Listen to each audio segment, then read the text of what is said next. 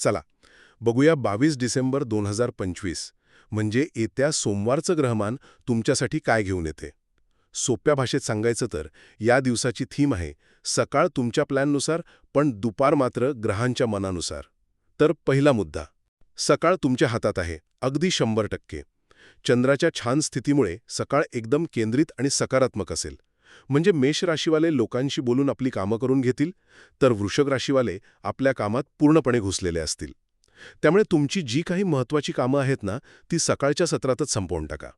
आता दुसरा मुद्दा, दुपारनंतर मात्र ग्रह थोडी गंमत करणार आहेत. शुक्र आणि युरेनस यांच्यात थोडीशी जुगलबंदी होणार आहे, ज्यामुळे अचानक तुमचा मूड बदलू शकतो किंवा ठरवलेल्या गोष्टी फिसकडू शकतात. म्हणजे समजा तुमची ठरवलेली मीटिंग अचानक रद्द झाली ना, तर ग्रहांना दोष द्या आणि मिळालेल्या वेळेचा मस्त आनंद घ्या.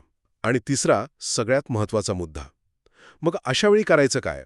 तुमची स्ट्रॅटेजी एकदम सिंपल आहे. फ्लेक्झिबल रहा. म्हणजे कन्या राशीने बदलांना हसून स्वीकारावं आणि वृश्चिक राशीने इतरांवर अवलंबून न राहता स्वतःला वेळ द्यावा.